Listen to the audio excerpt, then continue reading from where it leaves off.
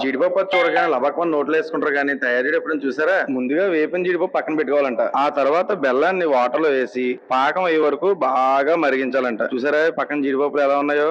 మంచి నిగనిగలాడిపోతున్నాయి కదా, అది గోల్డ్ రంగు వచ్చే వరకు వేపించుకోవాలంట. మరక్కాసిన బెల్లం పాకంలో వేపిన జీడిపప్పు వేసి దాన్ని ఒక పోత కింద పోస్తారు. ఆ పోత ఎలా ఉండాలంటే పూర్తిగా చల్లారిపోకూడదు, అలానే పూర్తిగా వేడిగా ఉండకూడదు. మనం పీసులు చేసుకోవడానికి వీలుగా ఉండేంత వరకు చల్లారిన తర్వాత వాటిని పీస్ కింద చేసుకోవాలంట. వేడి చల్లారడం కోసం ఫ్యాన్ కూడా పెట్టారు. మీలో జీడిపప్పు వచ్చి ఎంతమందికి ఇష్టమో ఒక లైక్ కొట్టండి. ఆ జీడిపప్పు వచ్చి చల్లారిన తర్వాత కేజీలు అర కేజీలు చొప్పున వాటిని ప్యాకింగ్ చేసేస్తారు. ఇవి ఇలా కస్టమైజ్డ్ గా చిన్న చిన్నవి కూడా కేజీకి 20 వచ్చేలా కూడా మనకు ప్యాక్ చేసేస్తారు కావాలంటే. ఇవి మనం ఎవరికైనా ఇచ్చుకోవడానికి అందమైన బాక్స్ లో కూడా పెట్టేస్తున్నారు. మీలో ఎవరైనా తయారు చేయడం చూసుంటే కామెంట్ చేయండి ఎక్కడ చూసారో.